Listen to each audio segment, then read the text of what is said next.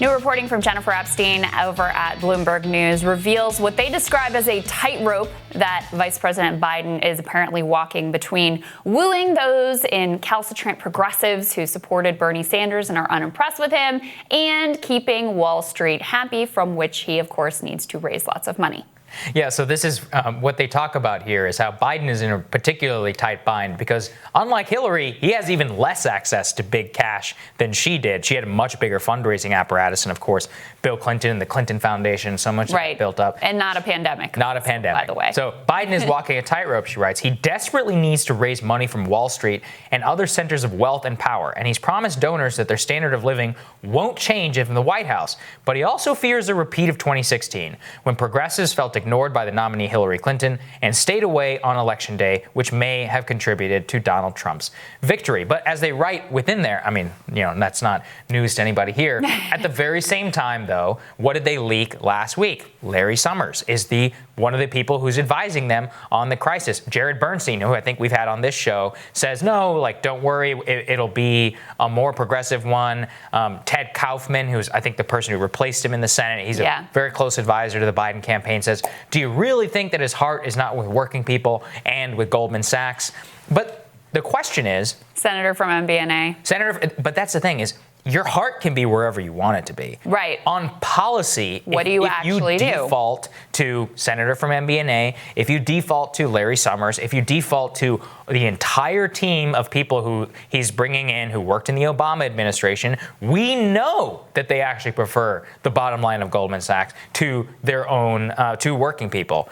It's not about the heart. It's about where their policies land. As we've always said, nobody doubts Joe Biden's empathy for anybody in this world. It's about what you're willing to do and act on in order to satisfy why we should be empathetic to people in the first place. He's been in D.C. for almost 50 years. We can look at the record. It's not hard to see wherever your empathy is, wherever your heart lies, whatever, doesn't mean a whole lot when you're carrying water for the credit card industry, passing bad bankruptcy legislation that disproportionately is harmful to middle and working class women in particular, when you're on the wrong side of every trade deal, still on the wrong side of those trade deals, by the way, and the wrong side of issues with regards to China. I mean, look, we can look at the record. We can run down the list. We can see how he made common cause with deficit hawk libertarian Republicans and zombie Reaganism. He was the first. He wanted to go on the Senate floor and talk tough about how he wanted to cut the budget, including Social Security and Medicare, et cetera, et cetera. If that was too long ago, maybe he's changed his ways. Oh, well, how about during the Obama administration when he worked with Barack Obama to try to cut a grand bargain with Republicans that would have cut Social Security benefits? I mean, look, we see the trajectory, and now he's in a position where he won handily by basically telling progressives to shove it.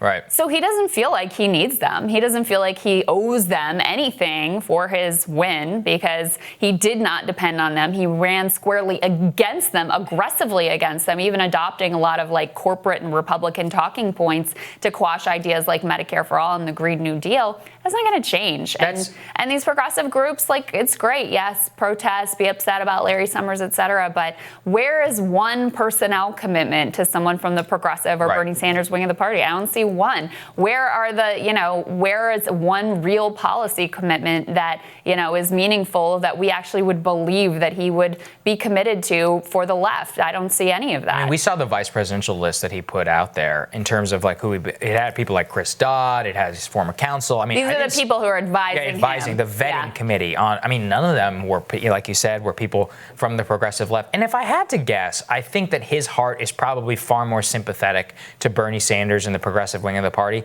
than much of his staff. And I think that matters even more, which is that the people that you hire, I mean, these are Democratic apparatchiks from the Clinton world, from the Obama world. I mean, they're very good at what they do, which is just kicking the people in the teeth, whomever that they don't agree with, and seizing power for themselves. And I think that more than anything, the personnel aspect of it, you're really going to see as this campaign staffs up, as Larry Summers' phone calls continue to be taken. That's going to be your point is well taken, because when he was thinking about running in 2015, 2015 for 2016, he was planning to run to Hillary's left. Right. He wanted Elizabeth Warren to be his vice presidential pick. That was the lane, that sort of more populist lane was what he was going for. This was a political decision. Also, the party moved. Bernie Sanders was ascendant in that left-wing lane, and so he decided to run as like the moderate centrist throwback. But ultimately, you know how it is in this town. Like, you know who dominates the conversation. If you are not firmly, ideologically, 100% wholeheartedly committed to a different direction, you're going to go in the same corporatist direction that everybody before you has. That's exactly what people need to understand, which is unless you have the intentionality in order to say, no, I don't want these type of people, then that stuff will just creep into your administration. Yeah. Look at Trump. Yeah. I mean, it's a perfect example. Look at Barack Obama. I mean, we could debate who he was really going in, but there's a model in this town for corporatism. That is the standard playbook. It's an industry. Yeah. It is an entire infrastructure and industry and way of life and all of that, and especially with the donors that you have to please and make sure that they are reassured that their way of life, their quality of life isn't going to change. And so if you are not ready to take the heat and be hated by people in this town and by your donors, by industry leaders and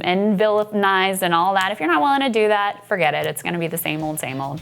There it is. All right, well, more rising for you after this.